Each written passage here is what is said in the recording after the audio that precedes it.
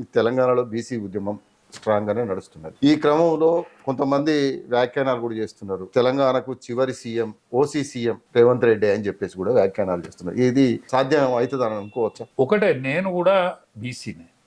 ఈ బీసీ ప్రజానీకం అనేది ఒక్క తాటి మీదకి ఓ మాన నచ్చే ప్రజానీకం కాదు. కానీ ఫస్ట్ టైం యువతరంలో ఈ ఆలోచన విధానం బయలుదేరింది. ఎందుకంటే తెలంగాణ ఏర్పడిన నాడు కానీ ఉమ్మడి ఆంధ్రప్రదేశ్కి కానీ ఎన్నడూ బీసీ ముఖ్యమంత్రి అయిన తోడు కాలేదు.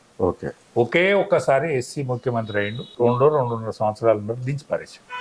కానీ ఓసీలు మాత్రమే ఇక్కడ రాజ్యం చేసిండ్రు. కానీ స్వల్పం వాళ్ళ సంఖ్య ఇక్కడ స్వల్పంగా ఉన్న ఓసీలు మాత్రమే రాజ్యం చేసిండ్రు. ప్రతి పార్టీలో వాళ్ళు మాత్రమే రాజ్యం చేస్తాం. ఇప్పుడు కాంగ్రెస్ పార్టీ అంటే రెడ్లే ఉండాలి. అది రెడ్లకు అంతర్గతంగా రెడ్డి ముఖం కనిపిస్తుంది కాంగ్రెస్ పార్టీ అంటే. దానికి తెలంగాణ పోరాటంలో మమేకమై తిరిగిన క్రమంలో కేసీఆర్ బడుగు బలహీన వర్గాల పేరు చెప్పిండు. అందులో అట్టడుగున ఉన్న దళితుని ముఖ్యమంత్రి చెప్పి ఒకవేళ చేస్తే ఆయన చరిత్రకారుడే ఉప ముఖ్యమంత్రి చేసి అది కూడా గుంజుకున్నాడు. ఎందుకు ఓర్వలేదో ఆయనకి, ఎందుకు అట్లాంటి బుద్ధి రాకపోనుండే కానీ వచ్చింది. కానీ ఆయన చరిత్రలో నిలిచిపోవు. కానీ టీఆర్ఎస్ అన్నా ఇలా బీఆర్ఎస్ అన్నా నీ కుటుంబమే కదా. కాంగ్రెస్ పార్టీ అంటే రెడ్లు. ఒకే ఒక అవకాశం బీజేపీకి ఉన్నది. ఏది బీసీని ముఖ్యమంత్రి చేసే అవకాశం. కానీ మొన్న బీసీని ప్రెసిడెంట్ చేసిండ్రు బీజేపీ, కాంగ్రెస్. బీజేపీ కూడా ముఖ్యమంత్రి చేసిండ్రు, ప్రెసిడెంట్ చేసిండ్రు.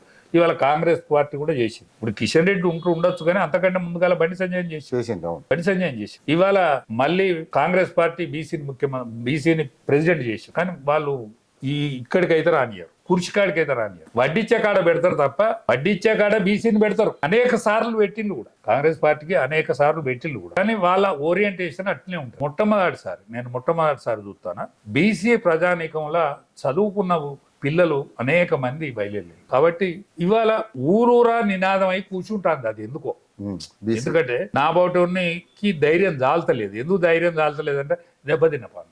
కానీ ఇవాళ ఉన్న యువతరాన్ని మాత్రం ధైర్యంగా ఉన్నారు. పల్లెన కూడా ఇవాళ బీసీ నినాదం బయలుదేరి. ఎందుకో ఉద్యమకారులు చేస్తేనే అయితలేదు. అది ఇది సాధ్యమవుతుందా? నెక్స్ట్ ఓసీ సీఎం కాడుగా బీసీ ముఖ్యమంత్రి అవుతాడు. అయ్యే అవకాశం అయితే కనిపిస్తుంది. అంతేనా? అయ్యే అవకాశం అయితే కనిపిస్తుంది.